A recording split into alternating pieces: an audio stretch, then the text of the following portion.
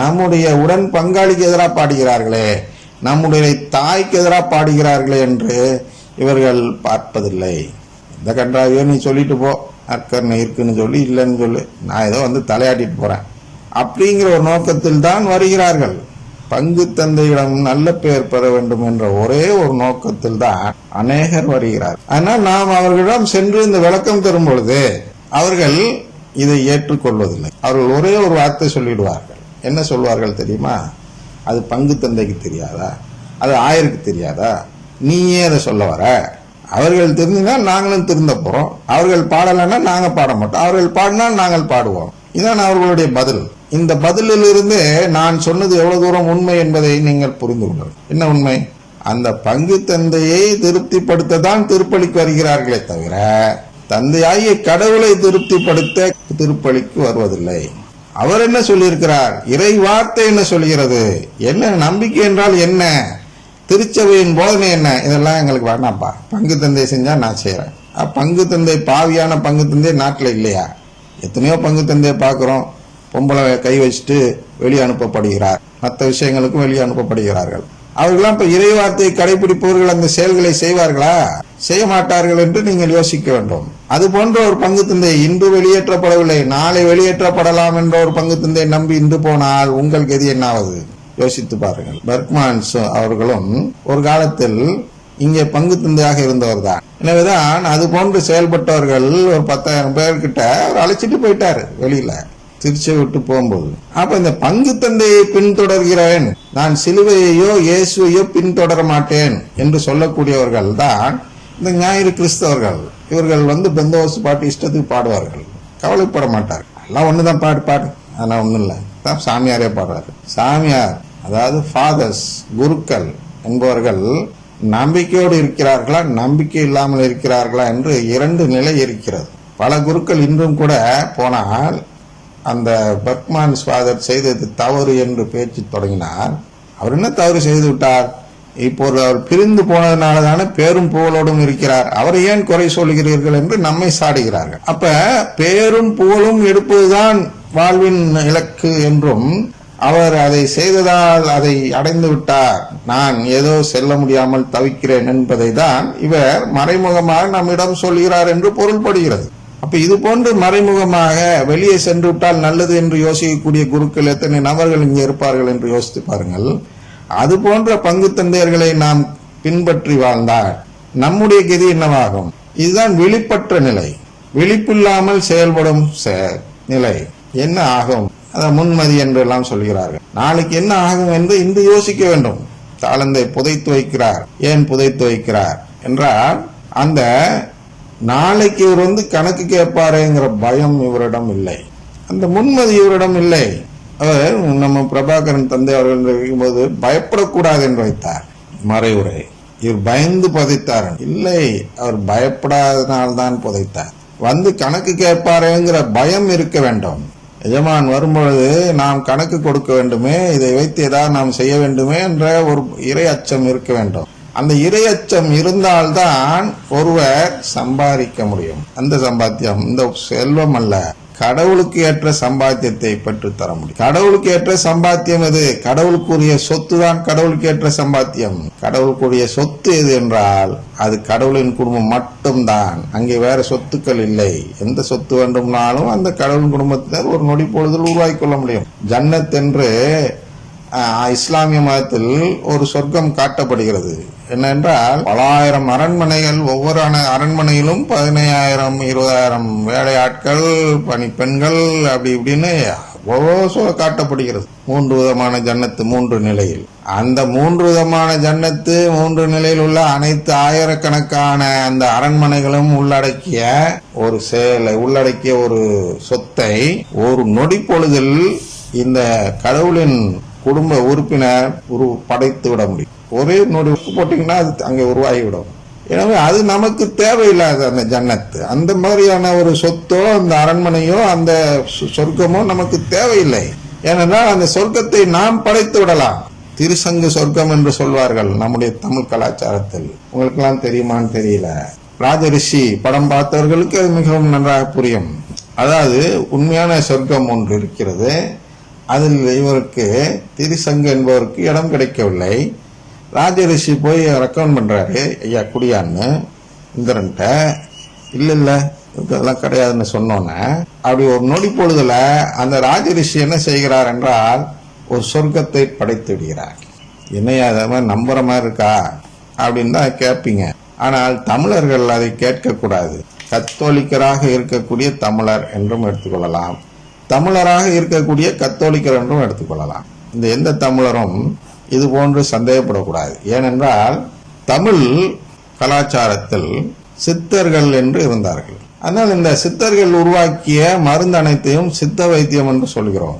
இந்த சித்த வைத்தியத்தில் உள்ள சிறந்த மருந்து, தலையான மருந்து, 1 நம்பர் மருந்து ஏற்கனவே சொல்லியிருக்கிறோம், காயக்கல்பம் என்று. இந்த காயக்கல்பத்தை புசித்து நீங்கள் தியானம் செய்தால் உங்களுக்கு எல்லா விதமான அமானுஷ சக்தியும் கிடைக்கும்.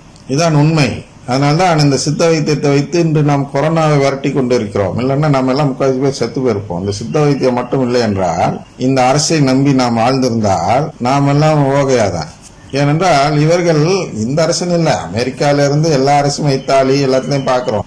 அலோபதி மருந்து நம்மை காப்பாற்றாது என்பதை பார்த்தோம். ஆனா அவங்களுக்கு உடம்பு தேர்னா போச்சு, இல்லைன்னா ஒன்றும் செய்ய முடியாது. அப்படிங்கிற நிலையில் யார் அதிகமாக பாதிக்கப்பட்டார்கள் என்றால் இத்தாலி நாட்டினரும் அமெரிக்காவும் அது போன்ற வளர்ச்சி பெற்ற நாடுகள் அனைத்தும் பாதிக்கப்பட்ட நிலையில் இருந்தது. ஏன் அவர்களை சொல்கிறேன் என்றால், இவர்களெல்லாம் சுகாதாரத்திற்கு ஹைஜீன் என்றெல்லாம் சொல்கிறோம் அல்லவா, அந்த ஹைஜீன் கடைபிடிப்பவர்கள், ஹைஜீன் கான்சியஸ் சொல்றோம் இல்லையா. அப்ப இவர்கள் அந்த எச்சரிக்கையோடும் அந்த உணர்வோடும் சுகாதார உணர்வோடும் செயல்படக்கூடியவர்களாக இருக்கக்கூடிய நாடுகளை தான் வளர்ச்சி அடைந்த நாடுகள் என்று பார்க்கிறோம். இவர்களை விட மிகவும் குறைந்த நிலையில்தான் நாம் சுகாதார முன்னெச்சரிக்கை நடவடிக்கைகளில் இருக்கிறோம். இன்றும் பார்க்கலாம், வெளியில் போனா 10 பேருக்கு 8 பேர் மாஸ்க் போடுறதில்லை, 2 பேர் ஏதோ பேருக்கு 2-3 பேர் என்ன மாஸ்க் போட்டாலே. அப்ப நாம் எச்சரிக்கையாக இருப்பதே இல்லை, அடவோல எல்லாம் வந்துட்டு போயிடும் அப்படின்னு இருக்கக்கூடிய நாம் பிழைத்து கொண்டதன் காரணம் இந்த சித்த வைத்தியம். நம்முடைய அன்றாட உணவில் செய்யக்கூடிய குழம்புகள் அனைத்துமே, அதாவது பாரம்பரிய குழம்புகள், புதிதாக கண்டுபிடிக்கப்பட்டதை பற்றி நான் பேசவில்லை. பாரம்பரிய குழம்புகள் அனைத்திலுமே சித்த மருத்துவத்தை பயன்படுத்தி தான் அந்த குழம்பு வைக்கப்படுகிறது. அது மஞ்சளாக இருந்தாலும் சரி, புளி கரைச்சலாக இருந்தாலும் சரி, தக்காளி, வெங்காயம், பூண்டு, மிளகு, சீரகம் எல்லாமே மருந்து தான். இதெல்லாமே எதுக்கு மருந்து என்றால் பாக்டீரியாவுக்கு கிடையாது, வைரஸுக்கு மருந்து. அதனால்தான் நாம் இத்தனை 1000 ஆண்டுகளாக நம் கலாச்சாரத்தை காப்பாற்றிக் கொண்டு எந்தவித பாதிப்பும் இல்லாமல் ஆரோக்கிய வாழ்வு வாழ்ந்து கொண்டிருக்கிறோம். ஏனென்றால் இந்த சித்தர்கள் நமக்கு சொல்லிக் கொடுத்த வைத்திய முறையை கடைபிடித்து வாழ்ந்ததால். இதில் ஒரு முதல் படியில் கூட ஒரு 100 படி இருக்குன்னு வச்சுங்களேன், அதுல முதல் படியில் கூட இன்னும் அலோபதி வைத்தியம் வரவில்லை. இன்னும் புதுசா சொல்லிட்டே இருப்பாங்க. வந்தோடனே என்ன சொன்னாங்க, நீ 3 அடி இடைவெளி கொடுனாங்க, அப்புறம் 2 நாள் கழிச்சு 6 அடி இடைவெளி கொடுங்க. இப்ப என்ன சொல்றாங்க, ஆராய்ச்சி பண்ணிட்டு 27 அடி வரைக்கும் அது காத்துல போகும், 3 மணி நேரம் காத்திலே இருக்கும். இதெல்லாம் ஒரு ஆராய்ச்சியின், அதாவது வளர்ச்சியின் பல நிலைகள். அந்த மருத்துவம் இன்னும் வளர்ந்து கொண்டிருக்கிறது. அதே நீங்கள் சித்த வைத்தியத்தில் ஒரு கபசுர குடிநீரையோ வாதசுர குடிநீரையோ குடித்து விட்டு ஒரு ஆன்டி வைரல் கேப்சூல் நிறைய இருக்கிறது, அதாவது மாத்திரைகள், வில்லைகள், பவுடர்கள் என்று பல விதமான மருந்துகள் இருக்கின்றன. அந்த பவள பஸ்பம், முத்து பஸ்பம், அப்படி இப்படின்னு நிறைய இருக்கிறது. இது பவளம்னு ஏதோ காஸ்ட்லி நினைச்சிடாங்க. பவளப்பாறை என்பது நம்ம சுண்ணாம்பு போல அங்க அந்தமான்ல எல்லாம் பாத்தீங்கன்னா பாறையா கிடைக்கும். ராமநாதபுரத்துல கூட அந்த மிதக்கிற கல்லெல்லாம் அதுதான். அதுல செய்யற ஒன்றும் விலை உயர்ந்தது கிடையாது. ஆனால் அதெல்லாம் வைரஸுக்கு எதிரானது.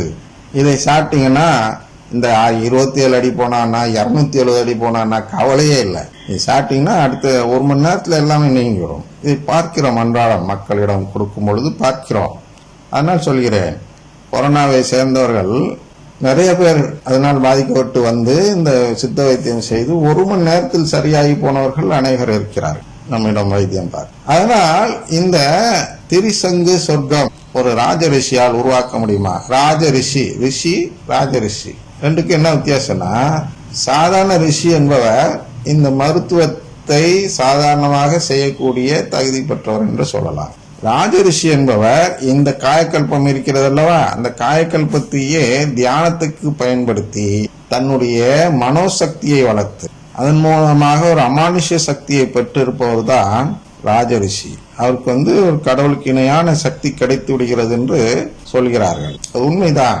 அதுலதான் கூடு விட்டு கூடு பாகிறது, இது மாதிரி இறந்தவனை உயிரோடு கொண்டு வருவதெல்லாம் இருக்கிறது. ஆனால் அதெல்லாம் நிலைவாழ்வு அல்ல. நல்லா புரிஞ்சுங்க. ஒரு ராஜரிஷி நிலையை நான் பெற்றுவிட்டால் கூட கடவுளின் உறவு பெற்ற நிலையை அடைந்த நிலையாக இருக்காது. அது ஒரு படி கம்மி தான். ராஜரிஷிக்கும் மேலான ஒரு இடத்தை நமக்கு தருகிறார். அதற்காக அதெல்லாம் விலைக்கு வந்தது. ஒரு சொர்க்கத்தை படைக்கும் திறமை ஒரு ராஜரிஷிக்கு இருக்கிறது என்றால் அதை விட 1000 மடங்கு வல்லமை நமக்கு கொடுக்க இருக்கிறார். அதுதான் நிலைவாழ்வு என்று அழைக்கிறார். அதுதான் அந்த உறவு பெற்ற நிலை என்று சொல்கிறார். எனவே நாம் ஆயத்தமாக இருக்க வேண்டும். கடவுளின் குடும்ப உறவை நம்ப வேண்டும்.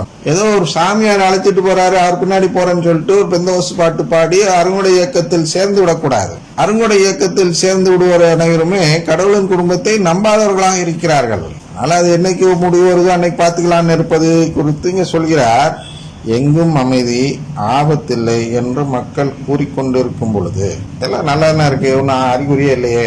வானத்திலிருந்து நெருப்பு விடுவதற்கான அந்த அறிகுறியும் இல்லையே.